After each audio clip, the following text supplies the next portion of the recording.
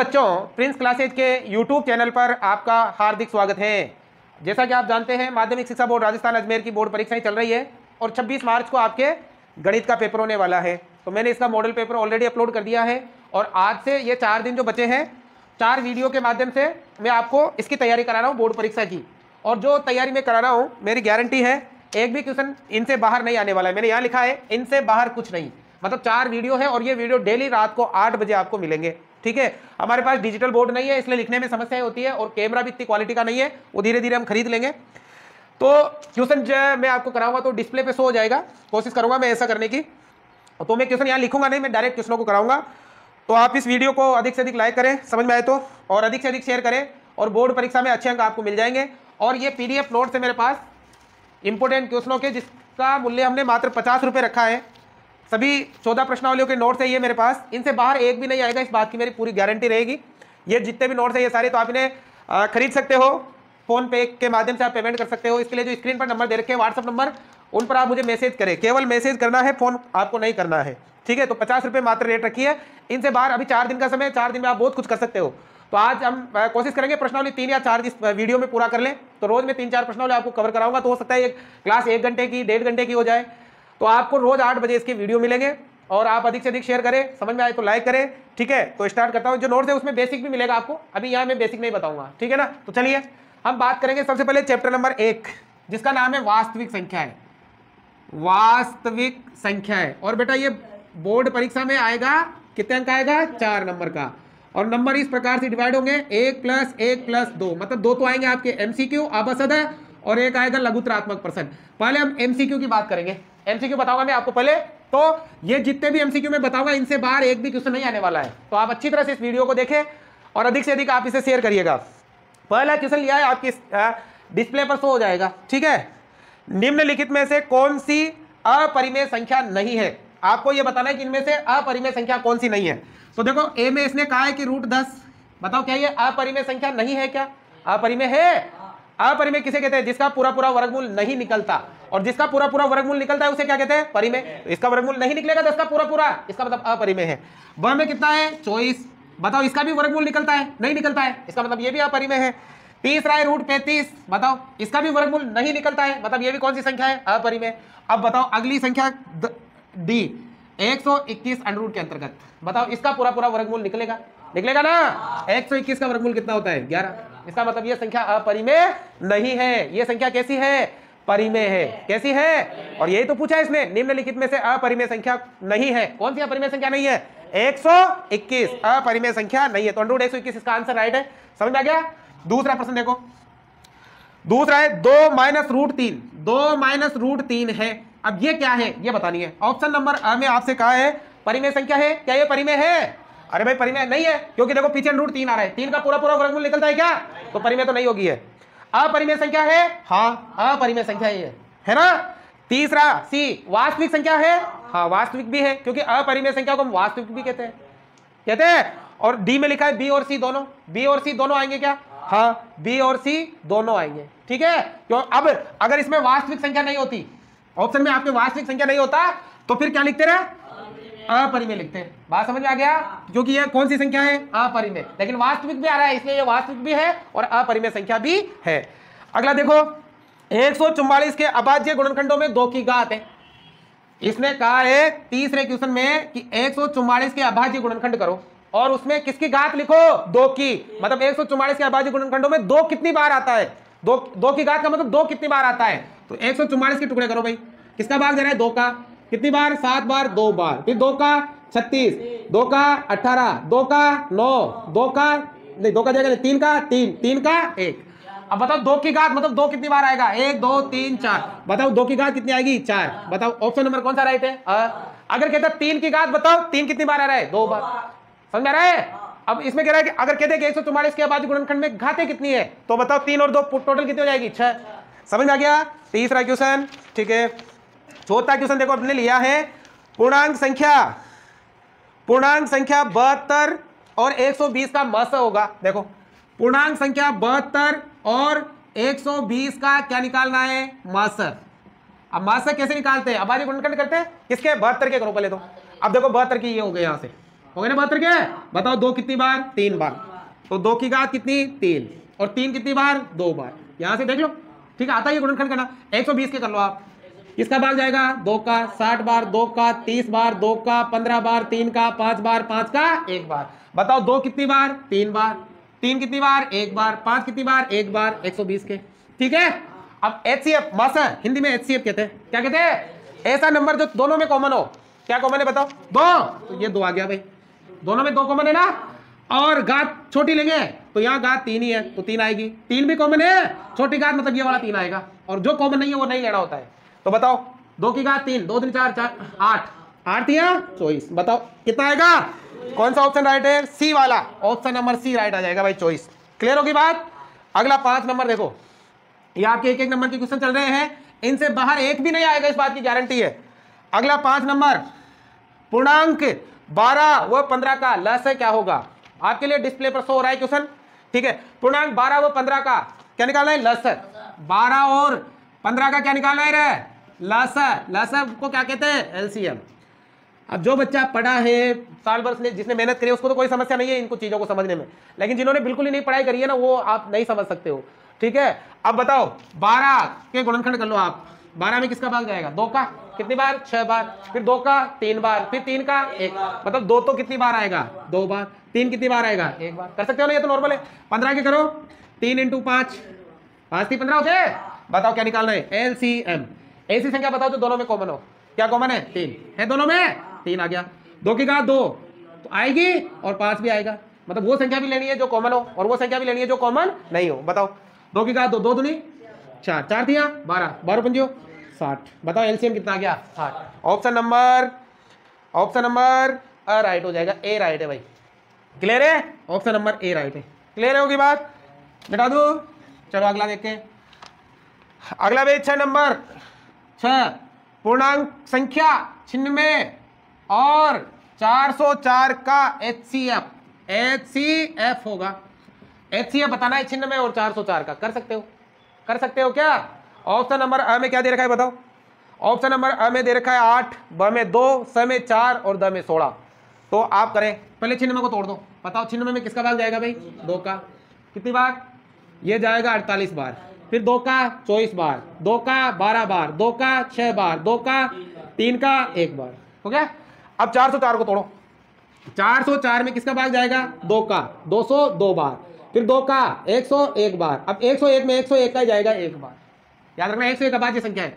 अब बताओ 96 में 2 तो कितनी बार, 1 2 3 4 5, 2 की घात 5 × 3, और 404 में बताओ 2 की घात 2 × 101, ठीक है। अब बताओ HCF में कौन सी संख्या लेते हैं, वो संख्या जो केवल क्या हो, कॉमन। बताओ क्या कॉमन है, अरे मेरी तरफ मत देख, बोर्ड की तरफ देख, क्या कॉमन है, 2 लेंगे, और बताओ घात कौन सी लेंगे, छोटी, 2 की घात 2, है ना। अगर एलसीएम निकालना होता तो कैसे निकालते रहे, 2 लेते कॉमन, और घात कौन सी लेते बड़ी, और वह संख्या भी लेते जो कॉमन नहीं हो, मतलब 3 भी लेते और 101 भी लेते, और क्या निकल जाता, एलसीएम।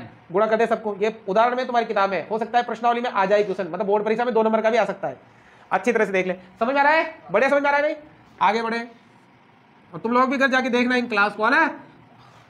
आगे देखो, अगला है संख्या 7 नंबर, संख्या 120 का अभाज्य गुणनखंड रूप होगा। इसमें बताना है संख्या 120 का अभाज्य गुणनखंड रूप होगा। तो अभाज्य गुणनखंड करो, ये कर रखे देखो, बताओ अभाज्य गुणनखंड रूप में 2 तो कितनी बार है ना, 3 बार, तो 2 की घात 3 × 3 × 5। बताओ ऑप्शन नंबर डी राइट है भाई, डी वाला ऑप्शन राइट हो जाएगा। क्लियर होगी बात।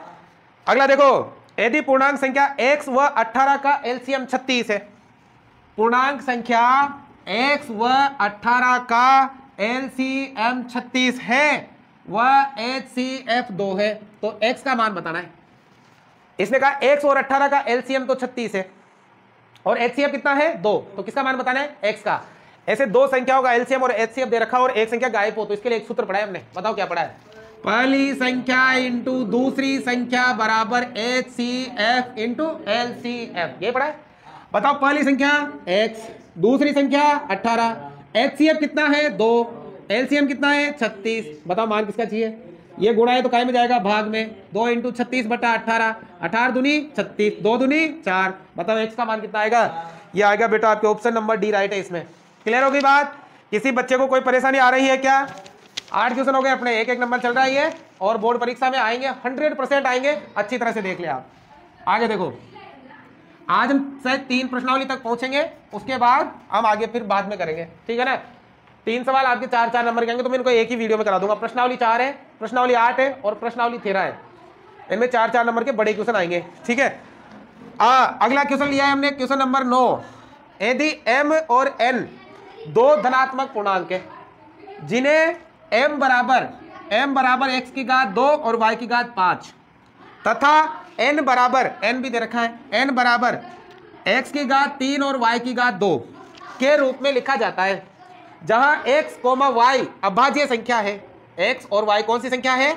अभाज्य संख्या है, तो HCF होगा। तो इसका HCF क्या होगा? आप कमेंट करके बताएं, क्या आप कर सकते हो? HCF निकालना है, बताओ। सीधी सी बात है, HCF ऐसी संख्या जो दोनों में कॉमन हो। क्या है?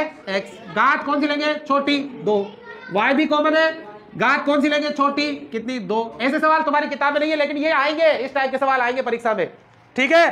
शेयर करते रहिए भाई, ताकि और भी छात्र हमसे जुड़े। बताओ कौन सा ऑप्शन राइट है? ए ऑप्शन राइट है, ऑप्शन नंबर ए राइट है भाई। और अगर इसी का हम क्या निकाले?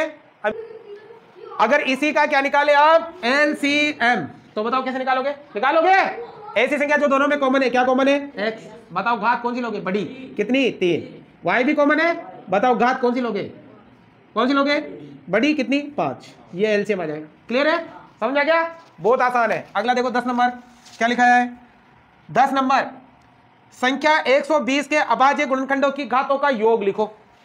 संख्या 120 के अभाज्य गुणनखंड की घातों का क्या लिखना है? योग। चलो 120 के अभाज्य गुणनखंड की घातों का योग लिखना है। 2 से काटो, 60 बार, 2 से काटो, 30 बार, 2 से काटो, 15 बार, 3 से काटो, 5 बार, 5 से काटो, 1 बार।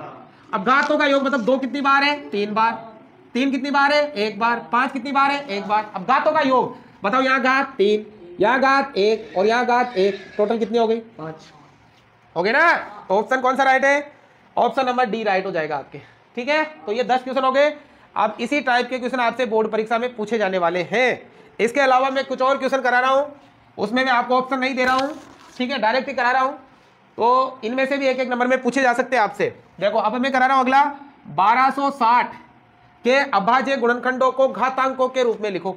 1260 के अभाज्य गुणनखंड करके इसे किस रूप में लिखना है? घातों। लिख दोगे? इसके अभाज्य गुणनखंड करके घात लिखना है भाई। बताओ किसका भाग जा रहा है? 2 का जाएगा ना। 6 बार, 3 बार, 0 बार, 2 का 3 बार, 1 बार, 5 बार। अब 3 का जाएगा, हाँ 3 का 1 बार, 0 बार, 5 बार। 3 का जाएगा, हाँ 3 का। 3 3 9, 3 5 15, 5 का 7 बार, 7 का 1 बार। लगाओ यार, बताओ 2 कितनी बार है? 2 बार। 3 कितनी बार है? 2 बार। 5 कितनी बार है? 1 बार। 7 कितनी बार है? 1 बार। ये क्या हो गया दिनेश? अगला देखो बेटा, समझ में आ गया? कोई दिक्कत है किसी बच्चे को? नहीं है? अगला देखो, अगला 5, 15 और 20 का लस व मस ज्ञात करो। 5, 15, 20 का लस और क्या ज्ञात करना है? मस। या लिखा हुआ आएगा, 2 नंबर में भी आ सकते हैं ऐसे क्वेश्चन। तो अगला है आपके लिए 5, 15 और 20 का क्या निकालना है? लस व मस। 5, 15 और 20 का लस और मस निकालना है। तो बताओ 5 गुणनखंड करें? बताओ 5 का तो 5 ही होगा। 5 × 1 लिख दो, 5 एकम 5। 15 का गुणनखंड करो, 15 में किसका भाग जाएगा? 3 का। कितनी बार? 5 बार। 3 5 15 हो गया। अगला 20, बताओ 20 में किसका भाग जाएगा? 2 का। कितनी बार? 10 बार। 2 का 5 बार, 5 का 1 बार। बताओ 2 कितनी बार है? 2 बार। 5 कितनी बार है? 1 बार। क्लियर? अब बताओ क्या क्या निकालना है? HCF और LCM। पहले तो HCF बताओ, ऐसी संख्या जो तीनों में हो। क्या है तीनों में? 5 है। 5, ये 5, ठीक है। अब LCM और तो है ही नहीं, तो नहीं लेंगे, घात 1 छोटी यही है। अब बताओ LCM कैसे निकालते हैं? तीनों में क्या कॉमन है? 5, ये 5। और ऐसी संख्या जो कॉमन नहीं हो, 3 भी लेनी है और 2 की घात 2 भी लेनी है, ठीक है। जो कॉमन है वो भी लेते हैं LCM। बताओ 5 थी 15, 2 दूनी 4, 4 पंजो 15 चौक 60, 2 दूनी 4, 5 थी 15, 15 चौक 60। समझ में आया? समझ में आया? यहाँ तक किसी बच्चे को कोई परेशानी नहीं है? आ रहा है समझ में? चलो अगला देखो, अगला देखो भाई, बेटा ये 2-2 नंबर के समझो या 1-1 नंबर के समझो, क्वेश्चन यही से बनेंगे आपके, इसके अलावा कोई भी बाहर से नहीं आने वाला है। तीसरा हमने इसका लिया है 3 व 5 का एलसीएम और एचसीएफ बताओ। 3 और 5 का एचसीएफ और क्या बताना है, एलसीएम। देखो स्क्रीन पे आ गया होगा क्वेश्चन। 3 और 5 का एचसीएफ व एलसीएम बताना है। बताओ 3 कैसी संख्या है, अभाज्य, और 5 भी कैसी संख्या है, अभाज्य। यहां पर एक नोट करो, आप नोट ये करो कि अभाज्य संख्याओं का लसा तो कितना होता है, 1, और लसा उनका क्या होता है, गुणा। ये नोट लगाओ आप। जैसे 3 और 5 का क्या निकालोगे, एचसीएफ, तो 1 आएगा, और एलसीएम के लिए दोनों को क्या कर देंगे, गुणा। 5 से कितना हो गया, 15। समझ में आया, क्योंकि 3 और 5 कैसी है, अभाज्य है। समझ में गया। ये लो अगला देखो, अगला क्वेश्चन चौथा देखो, इसमें लिया है हमने 17, 23 और 29 का एचसीएफ व एलसीएम ज्ञात करो। इसका एचसीएफ और क्या ज्ञात करना है। अब गौर से देखो, ये संख्या कौन सी है, भाज्य है या अभाज्य है, अभाज्य है, अभाज्य ही है ना। 17 भी अभाज्य है, क्योंकि 17 में किसी का भाग जाएगा ही नहीं, 23 में किसी का जाएगा ही नहीं, 29 में किसी का जाएगा ही नहीं। तो बताओ अभाज्य संख्याओं का एचसीएफ कितना होता है, 1, अभी तो बताया। और एलसीएम के लिए तीनों को गुणा, 17 × 23 × 29 गुणा कर देना। आप तीनों कर दोगे ना, या लिख देता हूं मैं, आएगा 11,339। गुणा कर लेना, गुणा करना है सिंपल। ठीक है, समझ में आ रहा हो तो शेयर कर दो भाई क्लास को। देखो अगला 5वां लिया हमने इसमें, यदि a बराबर PQ² और b बराबर P² ये दे रखा है मैं, तो a और b का एचसीएफ ज्ञात करो। a और b का क्या निकालना है, एचसीएफ। हमें a और b का मान दे रखा है, a और b का क्या निकालना है, एचसीएफ। अब देखो पीछे जो है वो गुणनखंड है, क्या है ना। अब बताओ गुणनखंड में हम क्या करते हैं, बताओ क्या निकालना है, बताओ ये निकाल लेना। तो ऐसी संख्या जो दोनों में कॉमन हो, बताओ क्या कॉमन है, p कॉमन है, p कॉमन है ना। अब p कॉमन है तो बताओ घात छोटी लेते हैं p, q भी कॉमन है, ये q, घात छोटी लेते हैं q, तो बताओ आंसर क्या आ गया, pq। अगर इसी का क्या निकालना होता, एलसीएम, तो जो कॉमन है वो ले लो, और घात बड़ी स्क्वायर, q भी कॉमन है, घात स्क्वायर, तो ये एलसीएम आ जाता। क्लियर है बात, किसी को कोई दिक्कत आ रही है, नहीं आ रही है बेटा, आराम से करते रहो। ठीक है, अगला अभाज्य गुणनखंड विधि द्वारा 68 व 119 का महत्तम समापवर्तक और लघुत्तम समापवर्तक, मतलब एचसीएफ ही पूछा है, एचसीएफ याद करना है, महत्तम समापवर्तक एचसीएफ। ठीक है, पेपर में आप सावधानी पूर्वक करना। ठीक है, आराम से निकाल सकते हो। क्या करोगे, इसके गुणनखंड करोगे, और गुणनखंड कर जो दोनों में कॉमन आएगा वो ले लेंगे ना। 68 को तोड़ो भाई, किसका भाग जाएगा 68 में, 68 में किसका भाग जाएगा, 2 का 3 बार 4 बार, 2 का 17 बार, 17 का 1 बार। 119 में किसका भाग जाएगा, 7 का कितनी बार, 17 बार, 17 का 1 बार। लिख लो यहाँ 68, बताओ 2 तो है 2 बार, 17 1 बार, और 119 में 7 × 17, बताओ दोनों में क्या कॉमन है, 17। तो बताओ एचसीएफ कितना जाएगा, एलसीएम निकालते तो 17 तो आता, 2 की घात 2 भी आती और 7 भी आता, सबको क्या कर देते, गुणा कर लेते। अगला देखो, अगला लिया है 144 के अभाज्य गुणनखंडों को घातों के रूप में लिखिए। 144 के अभाज्य गुणनखंडों का घातों में रूप होगा। अब असदा आया तो ऐसा आएगा, तो 100 करा दिया क्या पहले, ये नहीं होगा, 2 से तोड़ो भाई, किसका भाग जाएगा, 7 का 2 बार, 2 का 36 बार, 2 का 18 बार, 2 का 9 बार, 3 का 3 बार, 3 का 1 बार। घातों के रूप में लिख दो। 144 बताओ, 2 तो कितनी बार, 4 बार, 3 कितनी बार, 2 बार। क्लियर है बात। अगला दो संख्याओं 90 और 144, 2 संख्याएं हैं 90 और 144, 90 और 144 का एलसीएम 720 है। तो इसका एचसीएफ बताओ, क्या बताना है, एचसीएफ। ठीक है, अब बताओ 2 संख्या, मतलब ये पहली संख्या और ये दूसरी संख्या।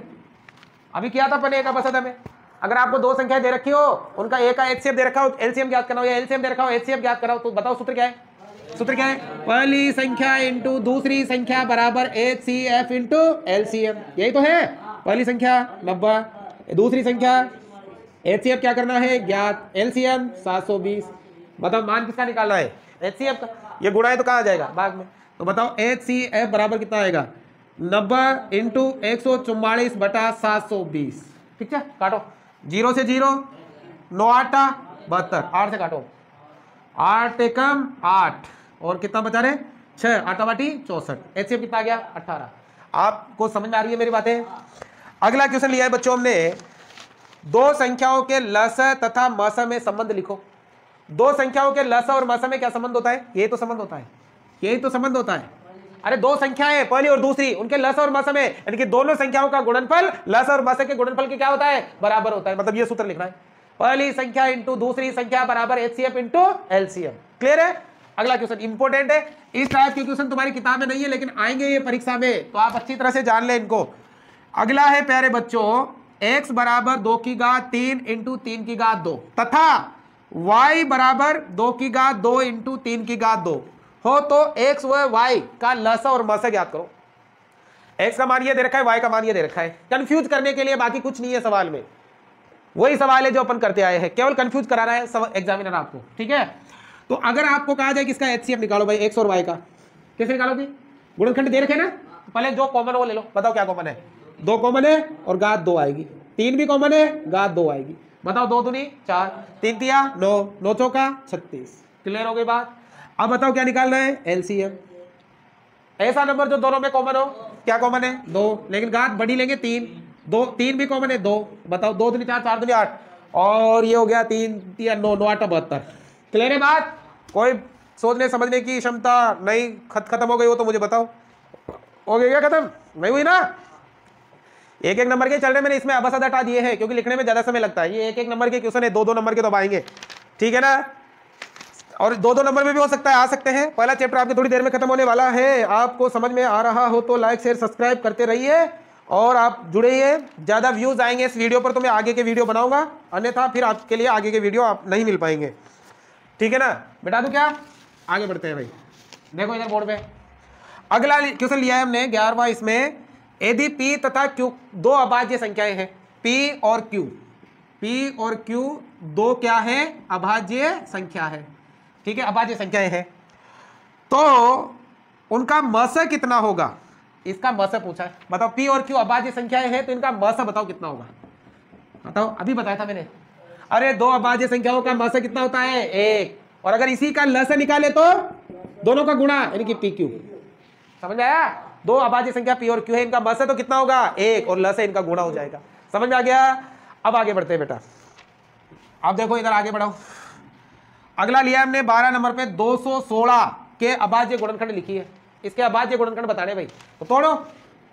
216 किसका भाग जाएगा? 2 का, 2 बार 0 बार 8 बार, एक बार, फिर 2 का 5 बार 4 बार, 2 का 2 बार 7 बार, 3 का 9 बार, 3 का 3 बार, 3 का 1 बार। तो बताओ 2 की घात कितनी आई रहा है? 3, और 3 की घात कितनी आई? 2। 3 की घात भी 3 है। क्लियर? क्लियर है? अगला बताएं? चलो अगला डिस्प्ले पे सो जाएगा। अगर नोट्स आपको खरीदने हैं तो आप व्हाट्सएप पे जो नंबर है, नंबर जो आपकी, उन पर मैसेज करें।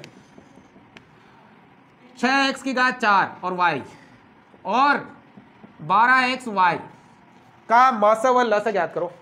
इसका मस और क्या ज्ञात करना है? लस। इसका मस और क्या ज्ञात करना है? लस। अब देखो मस और लस कैसे ज्ञात कर सकते हो, आराम से समझो। इधर देखो, पहले तो ये 6x की घात 4y और फिर है 12xy। इनको आप जो गणित वाली संख्या है उसके टुकड़े कर लो। सेम वही है, केवल कंफ्यूज करेगा आपको एग्जामिनर, बाकी आप आसानी से बना सकते हो इनको। बताओ 6 के टुकड़े करो। 6 2 इंटू 3 हो गए, 2 इंटू 3 टाइम हो गया क्या? 2 इंटू 3 क्या हो गया? और पीछे x की घात 4 इंटू वाई। यहां बताओ 12 के टुकड़े करो। 2 का भाग जाएगा, फिर 2 का भाग जाएगा, फिर 3 का भाग जाएगा। 2 दूनी 4, 4 तिया 12, यानी कि 2 तो 2 बार और 3 1 बार, और x और y आ जाएगा। समझ में आ रहा है क्या? बताओ पहले क्या निकालो? HCF। ऐसा नंबर, ये 2 नंबर में भी आ सकता है, ऐसा नंबर जो दोनों में कॉमन हो। बताओ क्या कॉमन है? 2 कॉमन है, 3 भी कॉमन है, घात का ध्यान रखना विशेष। अब 2 कॉमन है तो HCF में घात छोटी लेते 2 आएगा, 3 कॉमन है ये आएगा। अब बताओ यहाँ घात x भी कॉमन है, घात छोटी y भी कॉमन है, ये लो भाई 2 तिया कितना हो गया? 6xy। ये तो क्या कह रहा है? HCF। अब बताओ क्या निकालो? LCM। ऐसा नंबर जो दोनों में कॉमन हो, बताओ कितना? 2, घात बड़ी लेंगे 2। 3 भी कॉमन है, घात वही रहेगी, x भी कॉमन है, घात बड़ी लो, y भी कॉमन है। ठीक है, 2 दूनी 4, 4 तिया 12, x की घात 4 और y। समझ में आ गया? बताओ ये क्या आ गया? LCM। क्लियर हो गई बात? किसी बच्चे को कोई प्रॉब्लम नहीं है? आगे बढ़ते हैं। आगे देखो,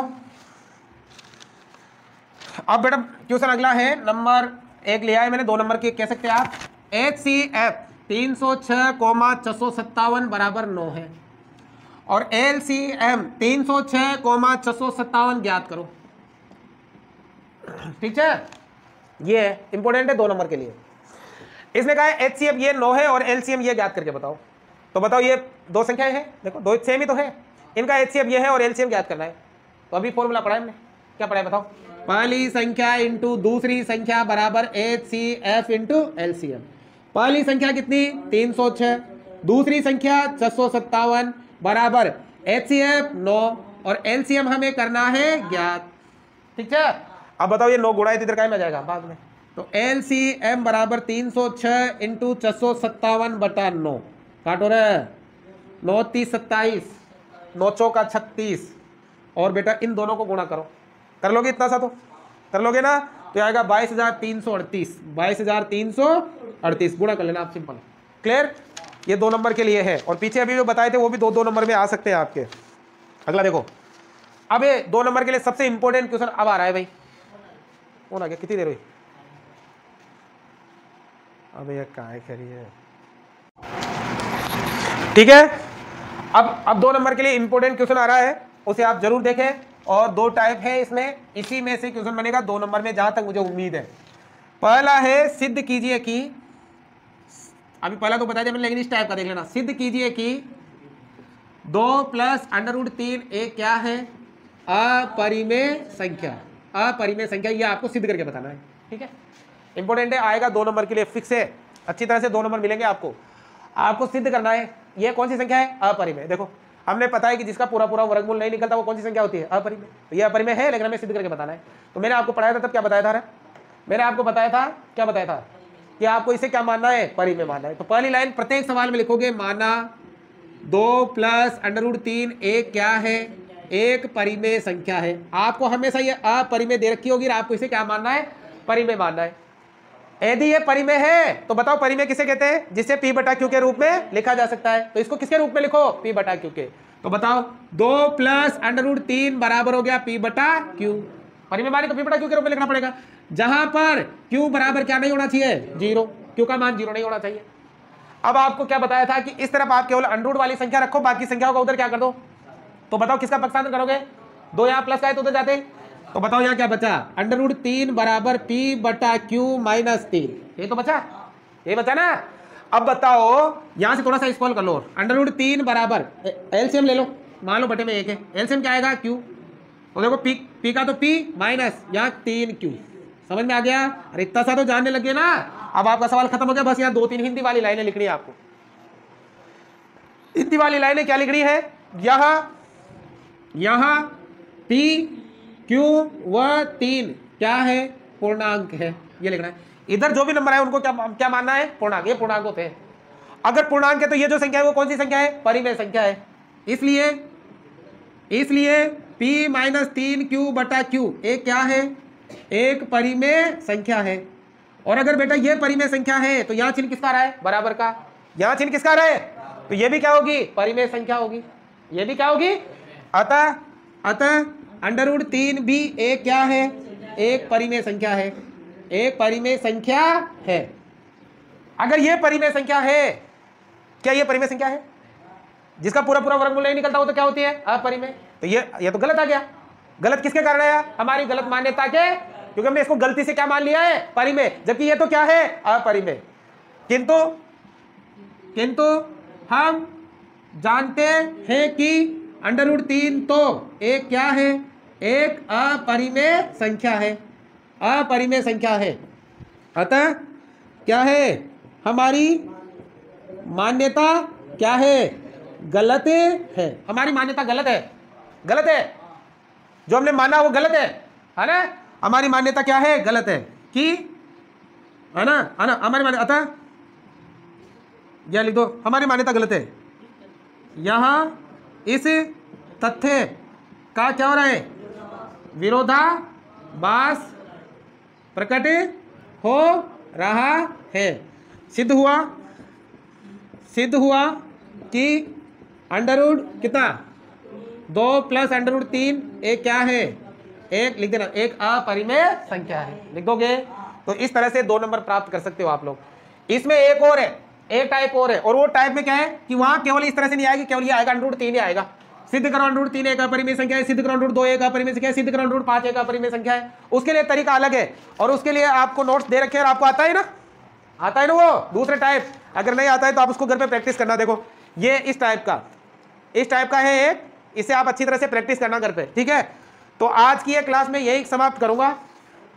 आप इस वीडियो को कितना पसंद करते हो, कितना लाइक करते हो, कितना शेयर करते हो, उसके बाद ही मैं कल से वीडियो अपलोड करूंगा। और 14 जो प्रश्नावली आपको, एक तो आज खत्म हो गई अपने, ये 13 बची। 3 दिन में आपको ये 13 प्रश्नावली पूरी कंप्लीट मिल जाएगी, अगर आपने इस वीडियो को, इस क्लास को मान दिया, सम्मान दिया, अधिक शेयर किया, अधिक लाइक किया, और बहुत ज्यादा व्यूज आए तो ही वीडियो बनेंगे, अन्यथा नहीं बनेंगे। आपको कैसा लगा कमेंट करके जरूर बताइएगा, और नोट्स चाहिए तो वो PDF के रूप में आपको मिल जाएंगे। Thank you watching for this video.